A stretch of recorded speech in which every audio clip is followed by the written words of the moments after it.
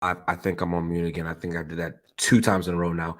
Ladies and gentlemen, welcome to Temi Talks Live here on the Wavy Baller Hub. If this is your first time watching with me, make sure to hit the like button, hit the subscribe button, follow the movement that is the Wavy Baller Hub, guys. Get in the comments with me. We have a fun topic today. Obviously, one of the biggest things in the United news sphere, for lack of a better term.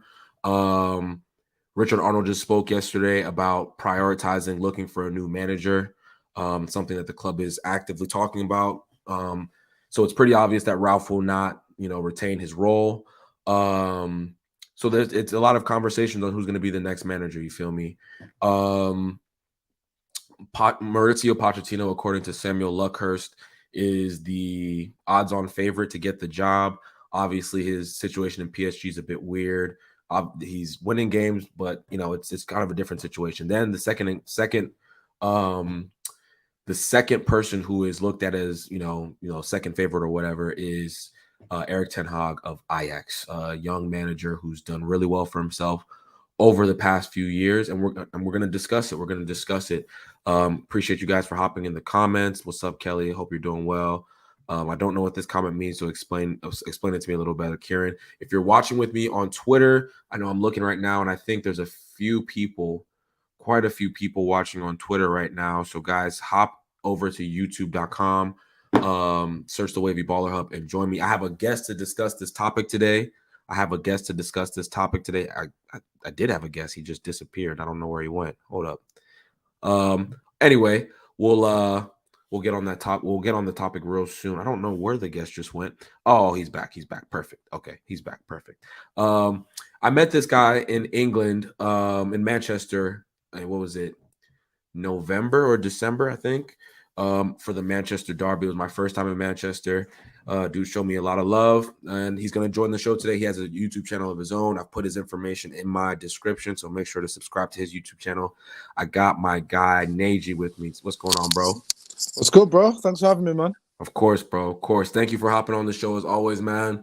You know the vibe. Thank you for showing love as always, bro. And we have a lot of fun stuff to talk about, bro. This managerial position at Manchester United is a big deal. Obviously, we've been through a whirlwind over the past, post Alex Ferguson in terms of managers, and we've had a mixed bag in terms of we started with Moyes. We've had, what is it, 3 or 4 interim managers. We've had Giggs, Carrick, Ali, who became a full-time manager, and now Ralph, and we had Jose and Van Gaal. So it's been just a crazy last 8 to 10, coming up on 10 years now. We have 2 candidates who are looking, pretty promising, in Maurizio Pochettino and Eric Ten Hag.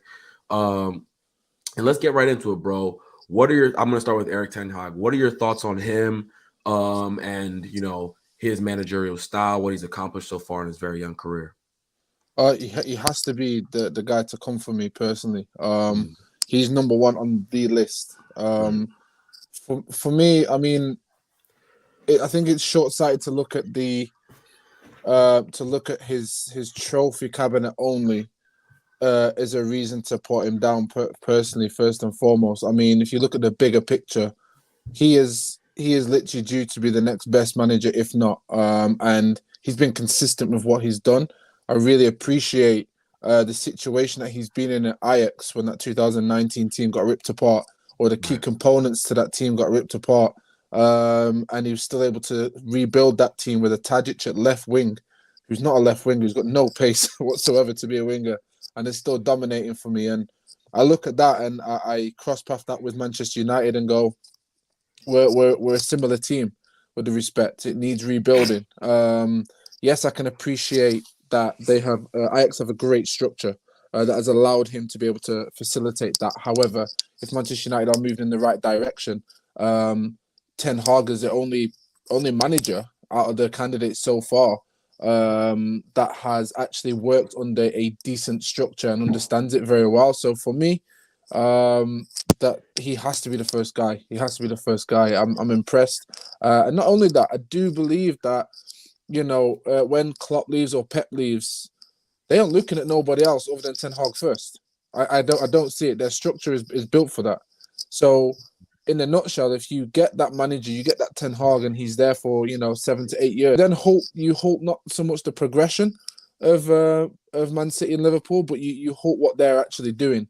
You put a little roadblock in terms of what they're doing, and that allows us to catch up, in my opinion. Right. No, these are all fair points. I'm a fan of his. I watch him mostly, via the Champions League. I don't watch the Eredivisie. I'll be completely honest with you. And he's very exciting to watch. Specifically, that season they got to the semifinal with Van de Beek, De Jong, De thank you, De Ligt. Yeah. I'm missing what's his name? He used to play for us, left back. His name just Daley Blind. Thank you, Daley Blind. No worries. Really, really, really, really, really fun, exciting team, and obviously he's reshaped the team with Sebastian Haller, moved Tadic to the left wing, like you mentioned, has the young Anthony on the right. Like, there's a lot of positives to take away from his coaching style and his ability. Right? There's not too many holes to poke. Right? So for me, on that top, you made a lot of great points. Right? On the subject. Right? If he came in as manager, I wouldn't feel any type of way. I believe his mindset is that of somebody who is a Manchester United style manager. He plays forward thinking football.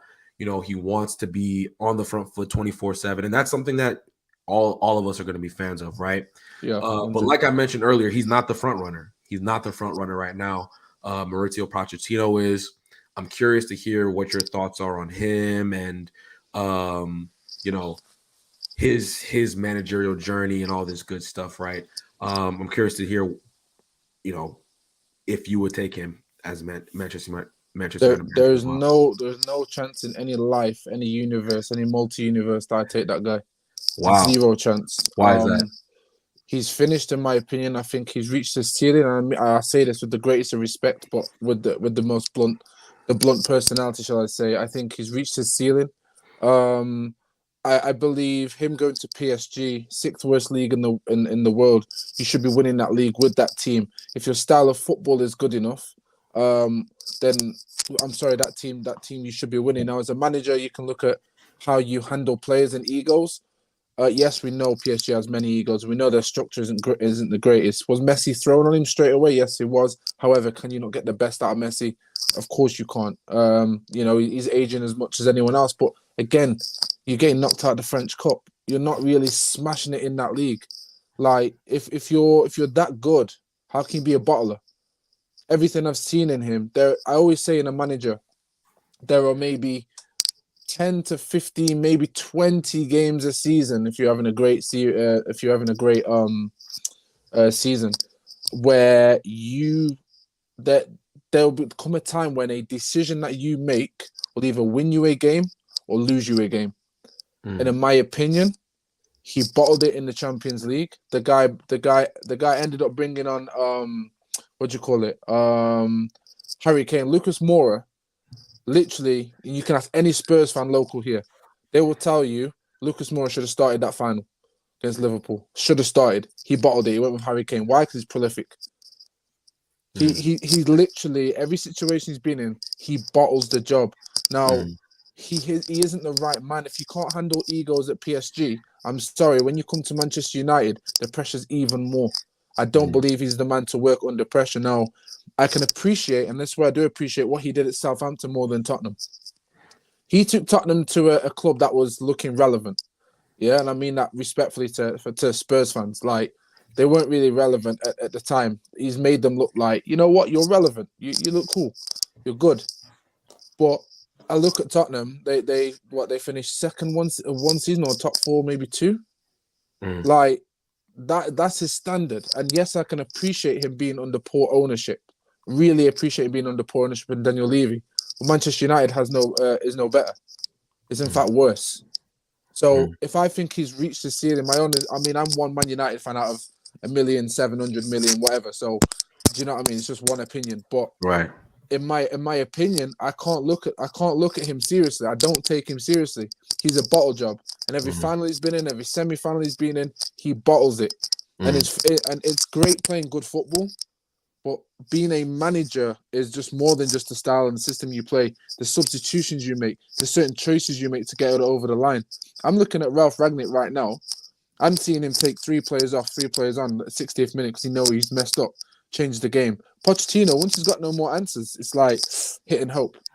And it don't work out for him. So I rate Poch, but I do think he's past it. And that PSG, I'm sorry.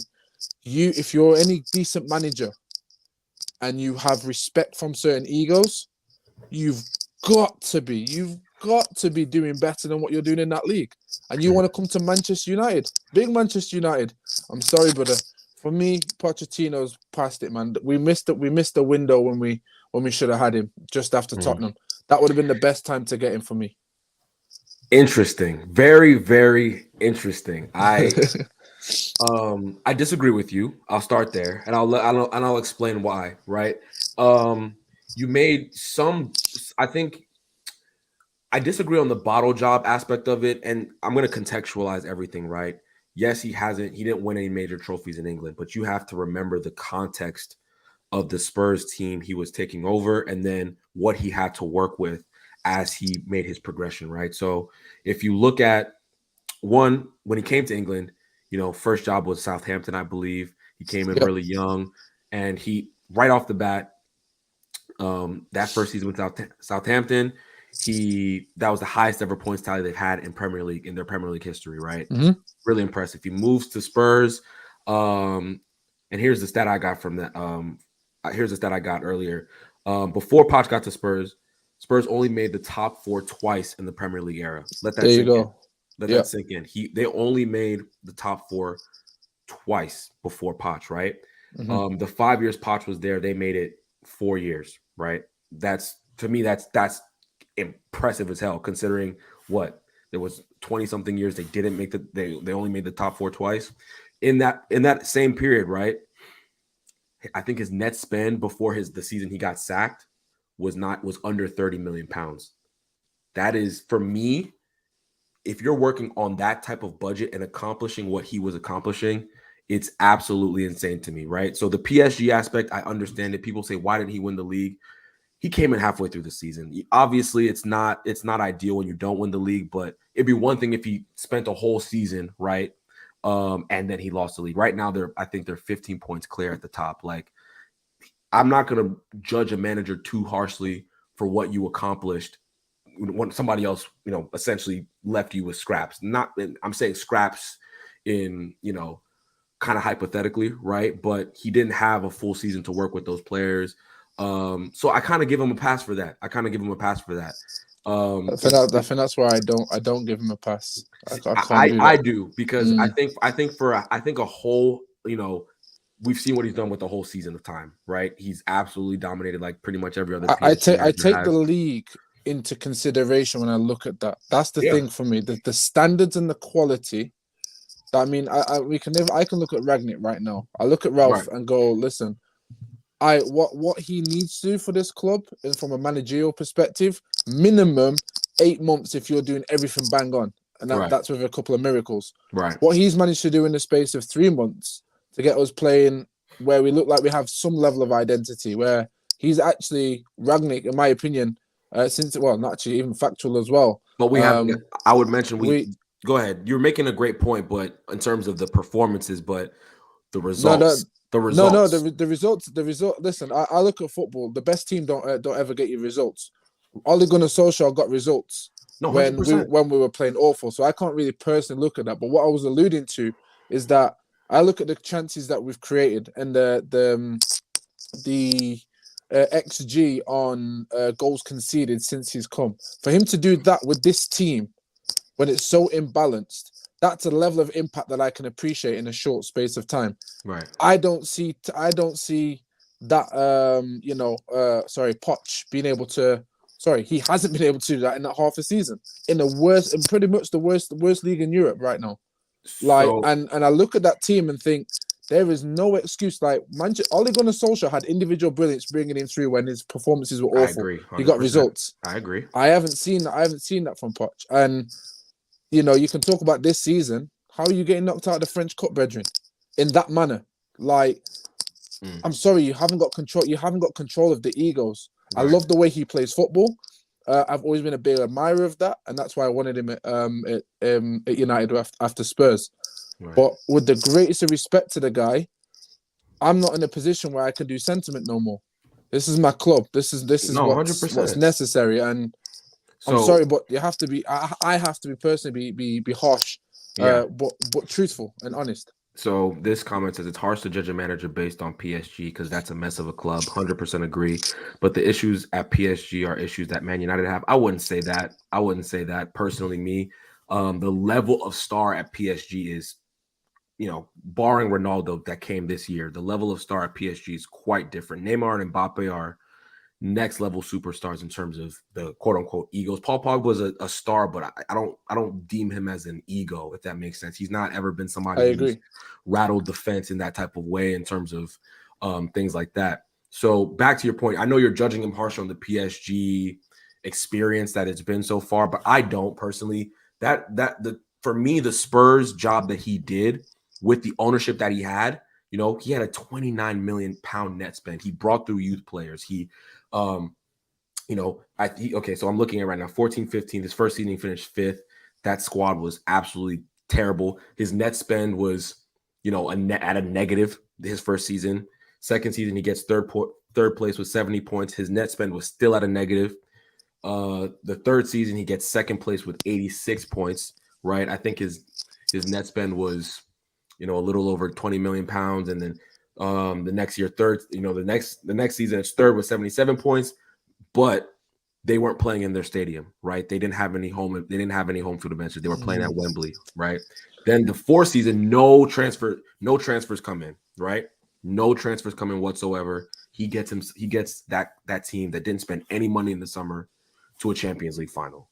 To me, that's extremely impressive. And I think people are judging him a bit too harshly on his PSG experience. What he's done in our country, in our league, I think that should be weighted more than what happens in, like you're mentioning, a league that doesn't hold it. The league doesn't hold any weight to me. So what's happening? What his experience is?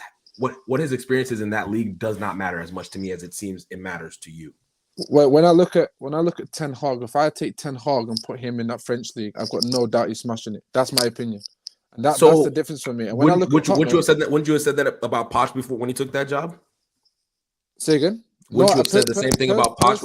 Personally, no, because again, the mentality, the style of football is fine. How he plays football and how he manages to do it is fine. But I don't think he has the mentality to be able to get the players over that extra edge. That's the bit for me. And he's weak. In my opinion, I see him as a weak person. That's how I see him. I disagree. I would say that if you gave him 75 million pounds of net spend, you're talking about the French league. No, I'm talking about in England. I'm talking about his experience in England. In Spurs. Again, at Spurs, right? I think he went to an EFL Cup final, lost to Chelsea.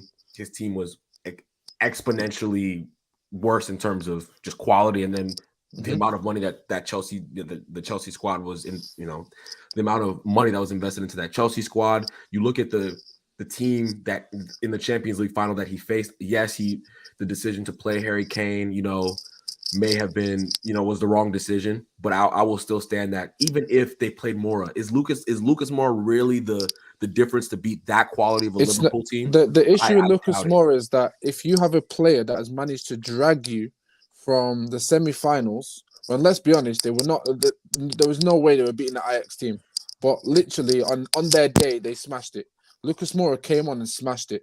The vibes and the energy you get from that means he requires to start the next game in the final because you're carrying that momentum from him on the pitch, and there players looking at him on the pitch will be like, "Well, we've got this guy, we can rely on them." That little confidence split for me. I'm all about psychology for me from a personal perspective.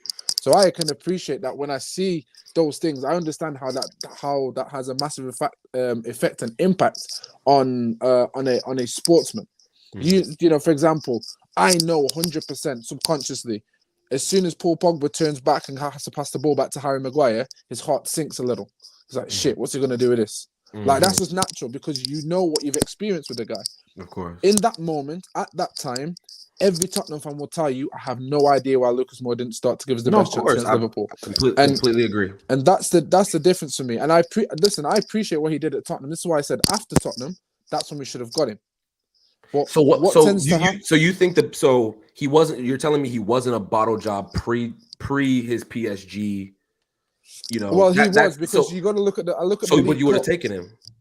No. I would have taken him after the Tottenham because there was potential that I don't think he reached his ceiling. So at that time at Tottenham, I thought it's a better club, better rank club at that time. He could do better. He has the opportunity to evolve. You got to look Tottenham with respect, club-wise. The pressure at Tottenham is not the same pressure at Manchester United. At Tottenham, they were at a stage where they could go for a couple of draws. We're not allowed to draw. We're not allowed to win. So your approach has to be different. It's a complete different thing. At Tottenham, amazing. But if he did what he did at Tottenham at Manchester United, no one's having that. At that time, nobody is having that. No, 100%. But you have to. Again, I'm repeating. You have to take into account that Tottenham wasn't run well while he was there. I think that's a myth. He masked so much terrible decision making from the top down at the club. You know, appreciate that. He there was so many bad signings in terms of what Levy wanted versus what he wanted. His priorities versus what Levy's priorities were. He, you know, if you look at the squad that, you know, he built, it's a lot of young, underrated players. Harry Kane, academy kid. Dele Alli, I don't even think cost more than £2 million. Eriksen was cheap.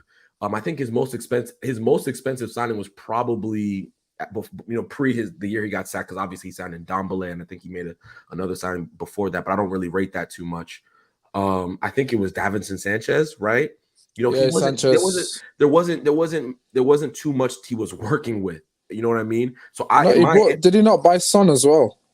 I think he bought Son for what, 30? Yeah. 30 something. I think Son was cheaper than Sanchez, if I'm not mistaken. He had some good signings in my opinion. No, he had some good stuff, but there was a lot of poor signings in between that he masked with the performances. So let me bring this to you.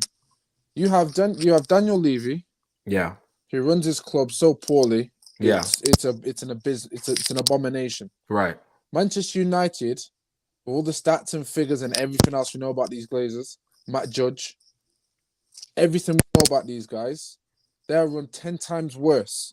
If his best at Tottenham, and this is when he was in his prime, when he had more to give to the game, is only a couple of top 4 finishes, runners up in a League Cup, runners up in a Champions League. There is, in my opinion, there is no difference because the structure at Manchester United only allows the managers to go and be great. So if he comes in, all I'm seeing is top 4 and a couple of runners up, maybe semi-finals. And the damage that Manchester United is in now in comparison to when he took over Spurs is completely different. It's leveled up on every angle, my friend. And that's what I look at and go, how is he dealing with that? There's no way he's dealing with that. He will say yes to the Glazers because, and literally at Manchester United, you got to think the commercialized side of things. Tottenham wants a big commercial club. They're doing them things. He's going to have to sign certain things in that contract where he has to keep his mouth shut. He ain't going to be able to say certain things. Another Ollie, he's going to have to be the puppet. So do you think Ten Hag would not be a puppet? Not in my opinion, because I know and this is the difference for me. So I look at Ten Hag and I go, you've had your, yes, you can look at the Eredivisie and go, not very good, but that same team in the Eredivisie smashed it in the Champions League. And you look at the quality he's done that. 2019, his team got ripped apart. Absolutely ripped apart. He puts it back together, as I said, with a Tadic who's not a left winger. In this game, in this day and age, to play with a winger that is not a winger and get absolutely incredible stuff out of him, that says a lot about the player to me, the manager to me. So I know Ten Hag is an assertive manager, not a puppet. He's not a yes man, he's an assertive man. For example, I know Pochettino will go straight to the Glazers, Matt Judge, listen, go and get me that 60 million DM. Then man will be like, you know what, have Hulk.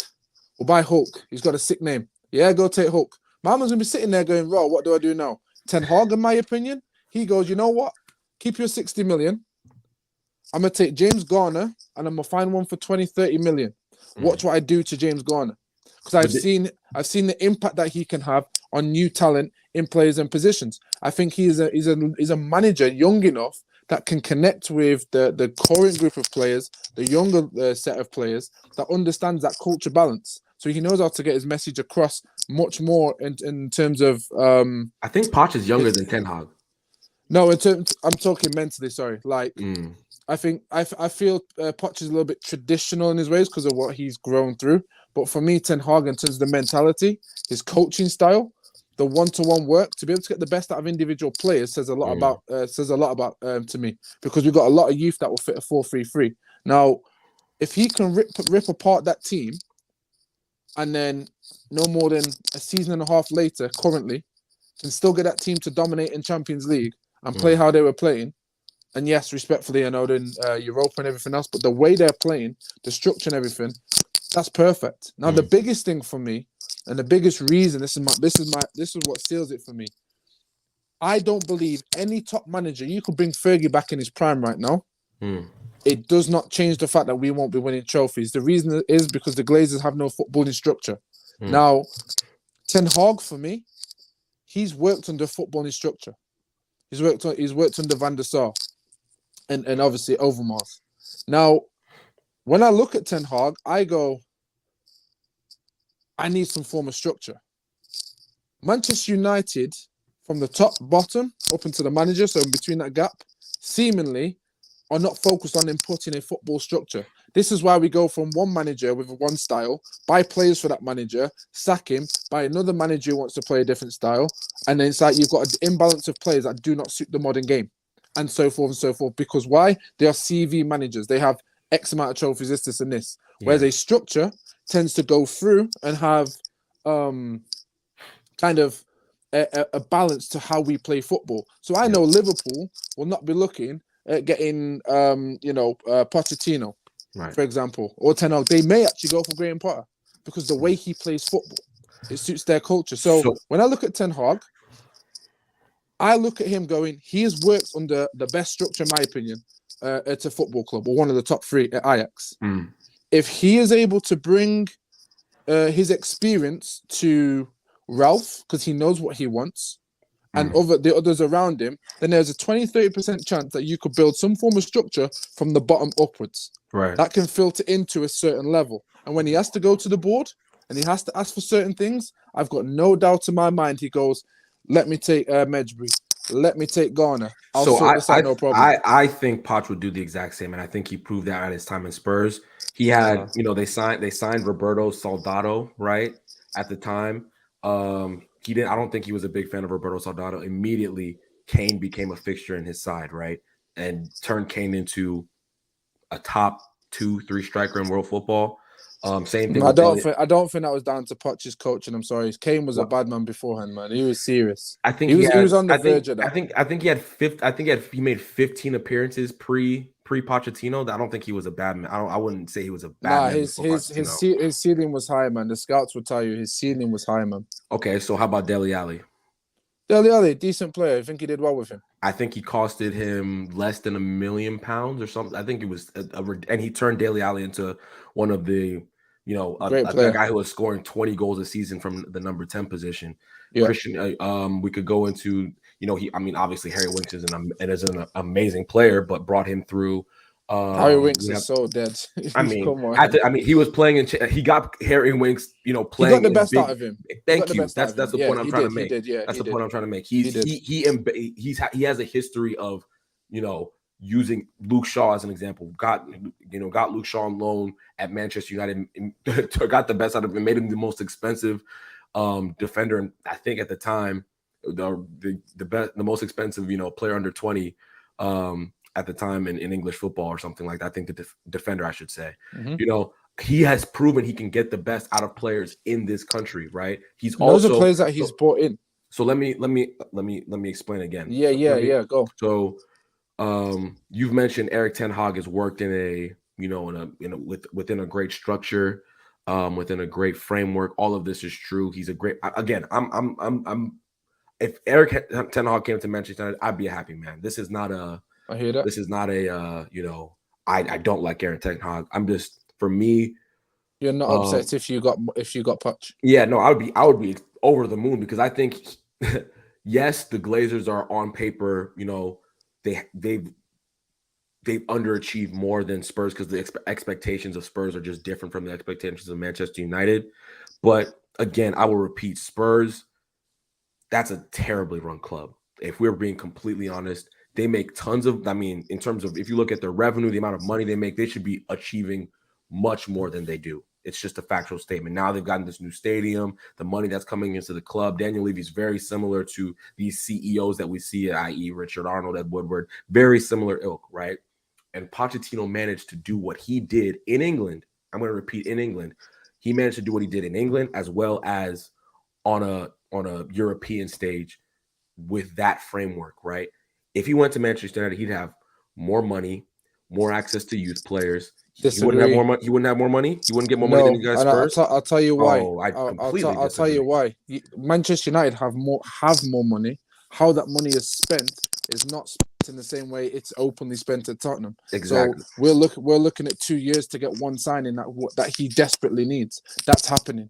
And if he doesn't get that signing, he's going to be given a player that he cannot physically use that suits his system. I think he would use young players.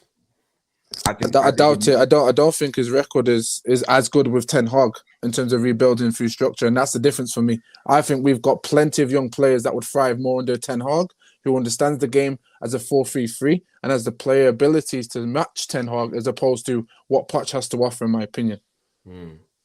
So it's an interesting debate. It's a fun one. I think that for me, I think if Pochettino never went to PSG, you wouldn't have this. I don't think you would have the same viewpoint. I agree. I agree. For me, that's where I think a lot of fans, and I'm saying this with all due respect, Ten Hag is the new shiny toy, right? He's the new shiny toy. He's not stained in any way. He hasn't gone to a major club and had a misstep. You know, he's been at Ajax for pretty much his whole career. He doesn't have, essentially, he hasn't been managing as long as Mauricio. Mauricio's been managing since he was in his mid-30s, right? I don't think he's peaking. He's got a wealth of experience, man. Yeah, and if you look at what he's accomplished with what he's been given as a manager, you know, he managed Espanyol. Espanyol's he made them a mid-table team. Cool. They're much of nothing. Southampton, I'll repeat it again.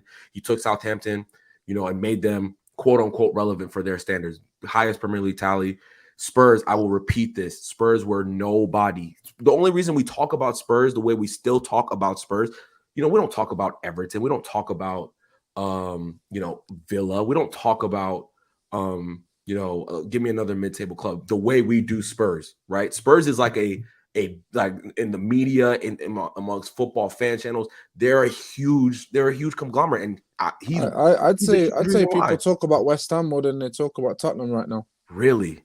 In England right now, people banter Tottenham right now more so. Like, people don't take Tottenham as serious as they do the other clubs. I'm not talking about you know.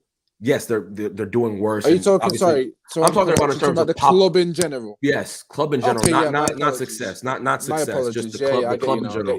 You know, there's just more fanfare around Spurs. I know Spurs fans. I know Spurs fans in the States. You know what I mean? There's just a bigger pull, and he is the reason for that. He made them a topic of our conversation. Like, people, there's a weird expectation of Spurs now that really shouldn't even be there. He made them He made them relevant. I've got no stress with that. But like you said, my man's been managing for so long, and when he left Spurs, I was like, that is the time to get him. Unfortunately, and it is unfortunate, he's gone to PSG. He's been less of himself with better budget and an easier league. So you could say less budget, better and easier league. So technically, it's matched out with on top of that the experience he has. Ten Hag for me is where Pochettino was at Tottenham. He still had ceilings. I think he's done his best work at Spurs, and the standards at Spurs as opposed to Manchester United, I just don't think he's going to handle that. I'll be more than upset because of that, and because obviously I believe he is. In my opinion, I think he is a bottle job. I don't think he's got that extra. Some managers just have that extra little zap to go, I can get the best out of this moment. They can read the game so well and go, bang, I've got it. I mean, and I just don't think he has it. Remember the Lucas Moura masterclass against Ajax? Who did that happen against? Yeah, Ajax, Ten Hag. It happened. Was that not a bottle job? Well, in my opinion, he bottles the final because if you're gonna No, but I'm asking you about Ten Hag. Did Ten Hag not bottle that moment in the semifinal?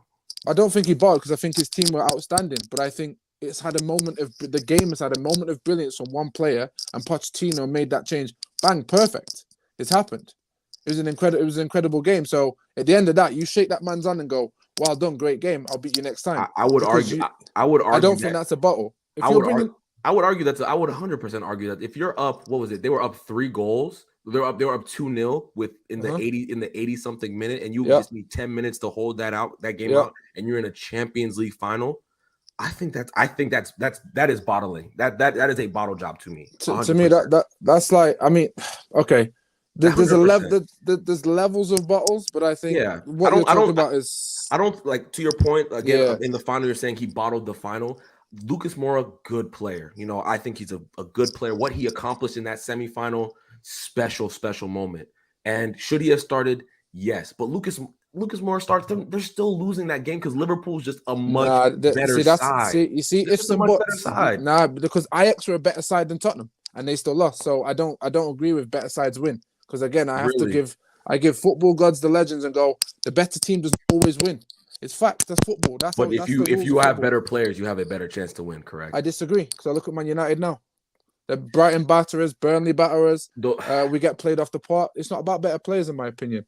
If we're in 1990s and 2000s, I could 100% sit here and go, better players will win you the games. I wouldn't even agree with. I wouldn't even. Agree. So I get your. I wouldn't agree with that because I get your overall point of special moments happen in football. 100%. You know, there's teams that win that shouldn't win. I.e., let's look at Mourinho's Porto side, right?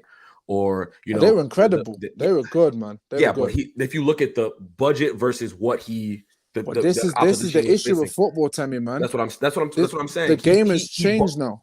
No, my point is, no one expected Porto to win a Champions League final. Even he found gems, right?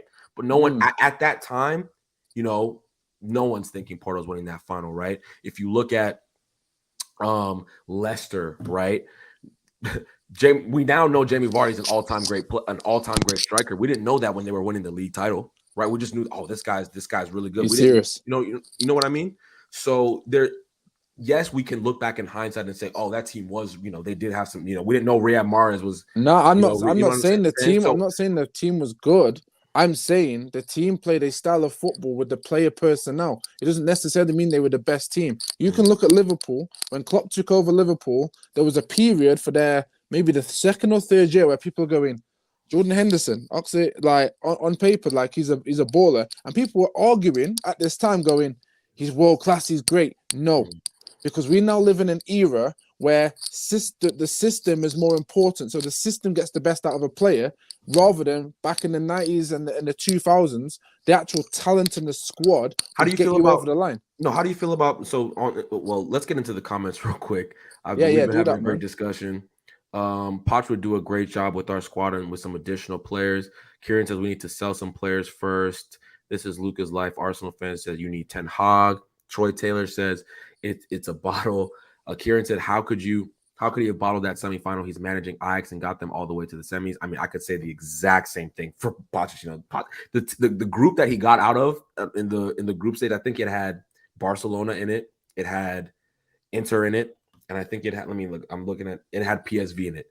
And that Spurs side, again, they didn't spend any money going into that. They spent zero, literally no money, and they sold players on top of that. They sold Moussa Dembele, right, if I'm not mistaken, that season. So, they didn't have – they had no business being in a Champions League final. No business being in a Champions League final. Obviously, it was a magical run, but I think if you're saying Pochettino bottled, the final – you have to say Ten Hag bottled, the semifinal because he was up 2-0 in the 80th minute. He was up 2 minutes. You can't compare that. I'm sorry. Well, you can, but not to the same level of volume. I don't think you can. So somebody I don't know. Because if you think of the actual game, right. Tottenham were not playing well at all. So therefore, during the whole period of game, Ten Hag had him on tactics. Yes, he had him on rap. He had him on the rope. It was like game over. He made one substitution with the greatest of respect. How many times is Lucas Moura going to pull up trumps and do that to any team who's in the semi-final? would the you say percentage of that PSG? happening Remember, is so much do you less. remember? Do you remember when we beat PSG? When we beat PSG, Ollie's interim season, and Yeah, we lost 2-0 at home, I believe, three and then we three came one back, was it? and then we won 3-1 in the away leg. Yeah, yeah. Would you say Thomas Tuchel bottled that? Do I say Thomas Tuchel? No, because I look at the game and I didn't appreciate the way we play football. I think, and this is the thing in football, we don't give enough credit to football. Anything can happen. So if you look at consistency, and this is why I say I look at Poch's moments, and this is why I said over 10, 15, 20 games a season, there are moments where you can go and win a game. Can you do that consistently with your choice? In my opinion, Poch has bottled most of those choices as opposed to gone and done a Lucas Moura against Ajax, because you have to weigh up the amount, because we can pick 1 or 2 games and go, okay, see, he bottled there but didn't do it there. So you got to try and quantize it in enough games, because otherwise we're then going to be picking straws, going, oh, he did it there. So I look at consistency. What does a man show me consistently?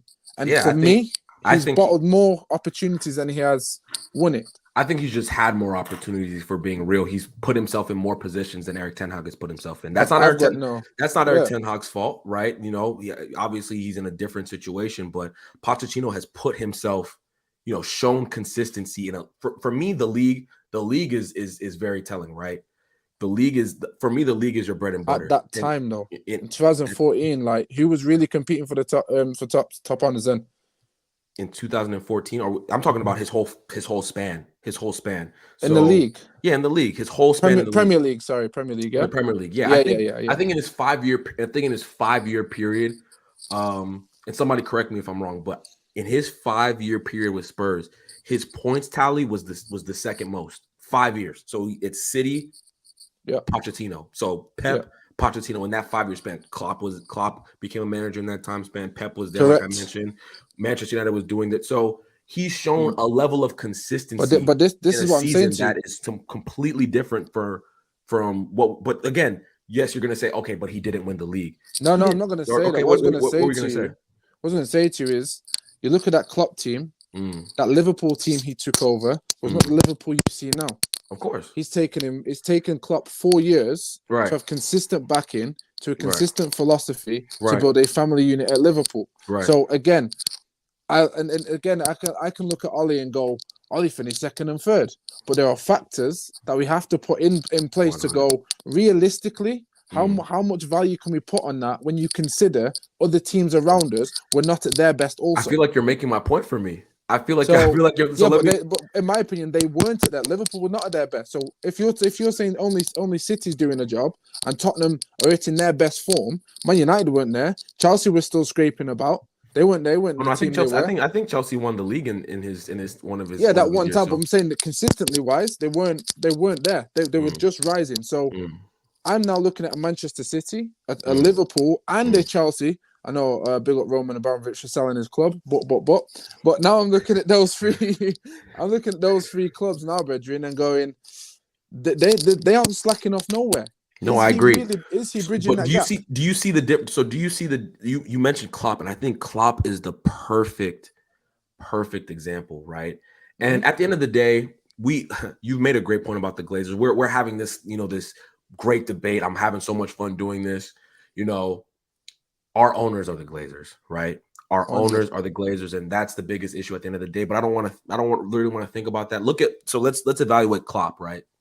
Kind of, for me, a very similar situation to Pochettino. Just the ownership and the ideas up top are different, right? Pochettino comes in, or Klopp comes in, excuse me. He guts the squad, right? You're not good enough. You're not good enough. You're not good enough. And then when that moment came, not for Klopp, but for leadership to do the right thing, right? They gave him Van Dijk. They gave him Alisson, right? They had the ability to do that. Spurs, I don't want to speak. Well, they only had the ability because they sold Coutinho for like 100 and stupid money. So they used that money right. They used it correctly. 100%. I think Pochettino has shown that if you just give him a framework, right? Jose Mourinho had Jose Mourinho did there was moments he didn't get backed. Ollie definitely got backed. Let's be real about it. Ollie got 450 million pounds. If you don't think Ollie got backed, I have an issue with saying got back because it's like you were backed, but just because you spend money, it doesn't mean the money was spent correctly or well. but, okay, that's so my issue. So I don't. no, I 100%. don't really... No, so let me explain why I said Ollie got back.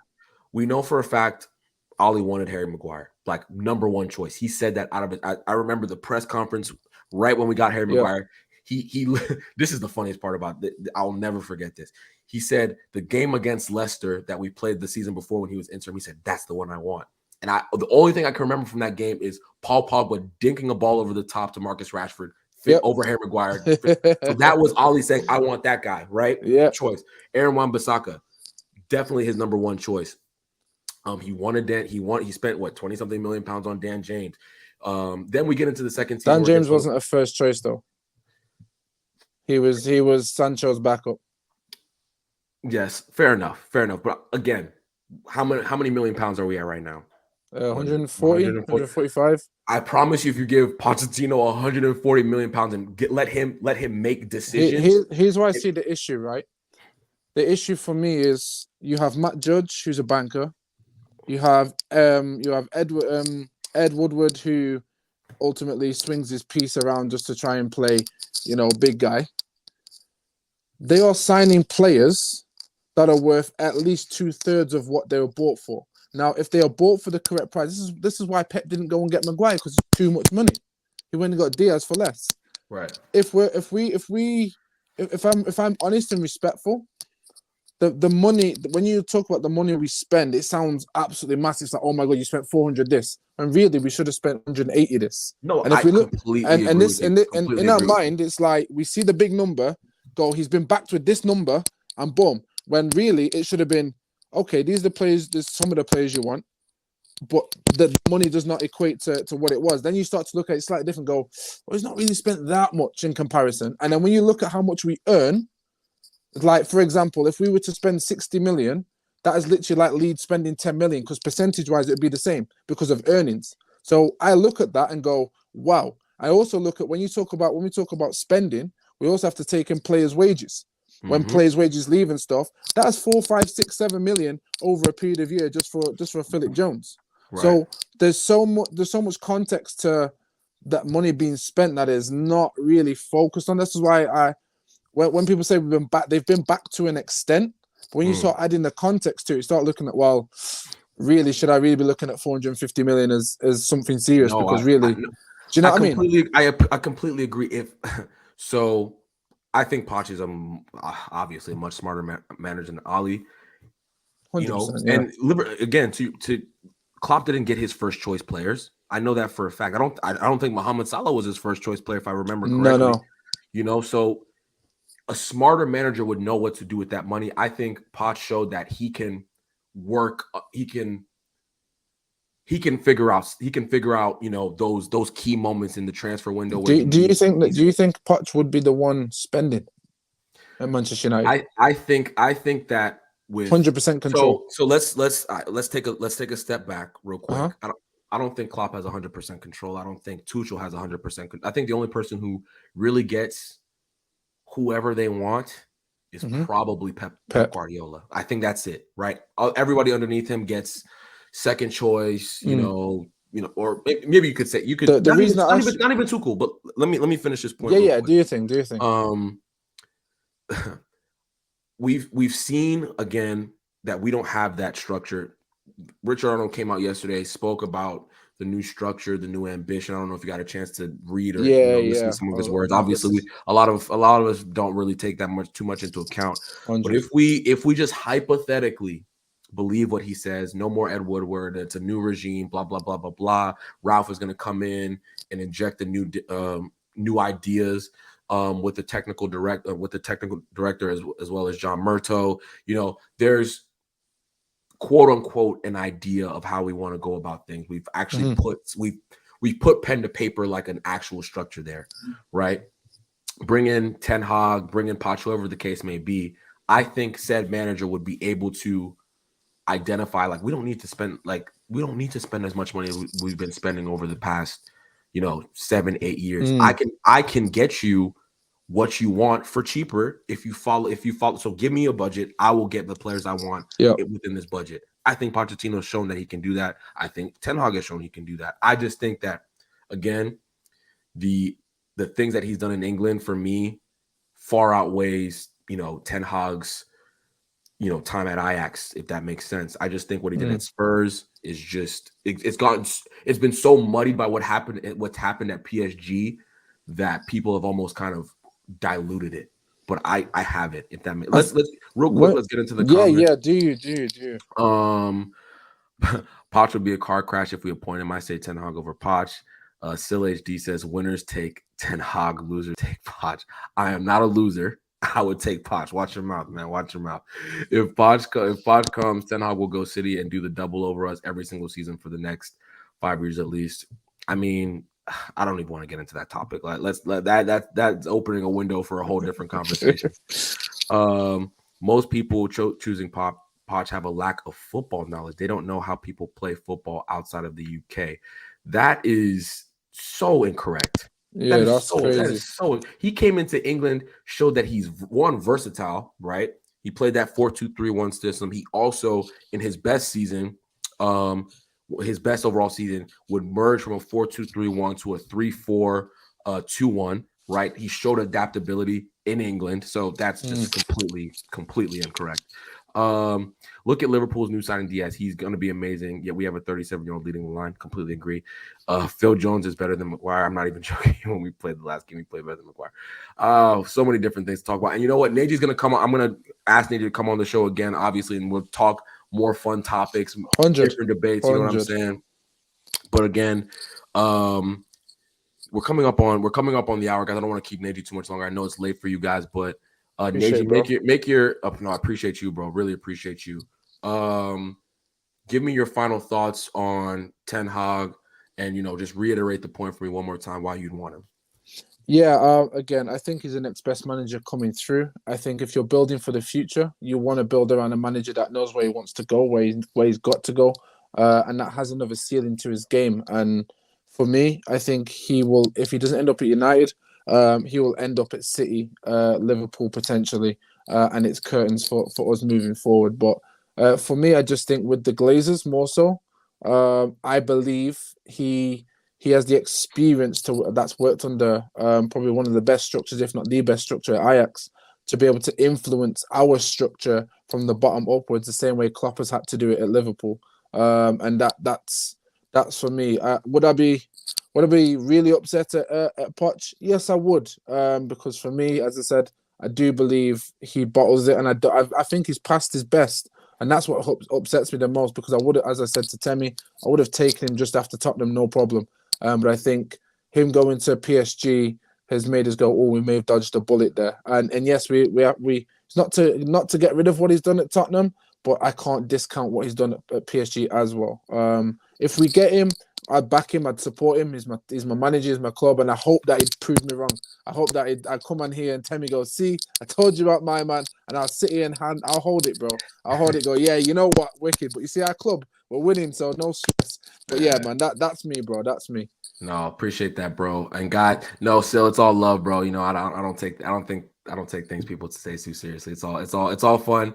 It's all fun. But Ten Hag's over Poch, that's what I think it is. I think you meant to say. And listen, Eric Ten Hag, I would be so happy. I would be so happy if he joined. I believe, he has the philosophy that we want. I think he has the ideas. He's fresh.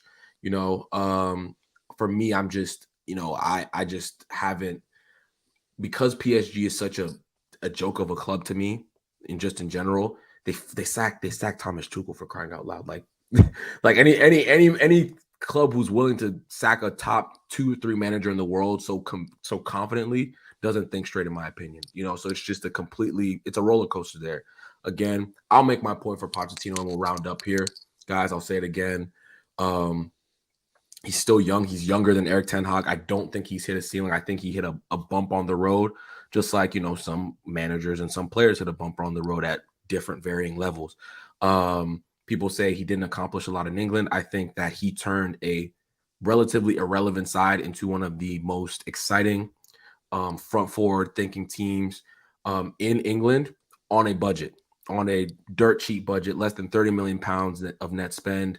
Obviously, got them to a Champions League final, a bit of romanticism there. You know, and I think if he had a bigger budget, he could have, you know, in those, specifically the year they got to a Champions League final and didn't spend any money. I mean, imagine if they had spent just 35 million pounds on that squad, added another midfielder, you know, added another defender. Who knows what they could have done in the Champions League final? But guys, either way, I would be happy with either manager at the end of the day. Najee, bro, I appreciate you so much for hopping on the show with me. Hopefully, I can get So you on love again. King, man. Hopefully, I can get Anytime. you on. Thank you for having me, bro. Thank you, bro. Hopefully, I can get you on again soon. Kieran says, awesome, Temi. Love this channel. Thank you, bro. Let your friends know about the channel, man. Let your friends know about the channel. We're currently at like close to 220 subs. I want to get to 1,000 before the end of the summer. Guys, let your friends know about this channel we're building. I'm going to be streaming every day, 10:15 p.m. or 10:30 p.m. GMT. Weekends, I'm going to do post-match reactions, live after our matches. Look out for the Manchester Derby preview this coming Friday. I'm not streaming tomorrow, taking a little break. But Friday, I have a guest joining me for the Manchester Derby preview, so be on the lookout for that. I think the Derby's on Sunday, if I'm not mistaken. Yeah, Sunday, man. The Derby's on Sunday, right after the game. I have a guest joining me to do the match reaction. Monday, I have a guest for the Premier League weekend reaction show. So, guys, stay tuned. I'm working, guys. I'm working. Didn't want to be rude with these comments, not energies. No, it's all love, bro. I keep on telling you, it's all love. Just do me a favor. Since you hit me so hard, Still HD, let people know about the channel. That's all I ask, man. That's all I ask. He said City 2, United 3 Sunday. Hey, Kieran, join us on Friday. And you'll like that. Yeah, I do like that. Join us on Friday and you're gonna hear my thoughts. I have a City fan joining me, so it's gonna be a little bit of a difference. What, they have City fans over there? I didn't even know. I didn't know, bro. I didn't know, but somebody told me, you know, and said, literally, bro. Literally, but again, hey, bro, I appreciate you so much once again, bro. Make sure to subscribe to Najee's things. All of his information's in the description, his YouTube channel and his Twitter as well. Thank you, bro. Make sure to click the subscribe button on his YouTube channel. Guys, I will talk to all of y'all very, very shortly, okay? Deuces. Love, man.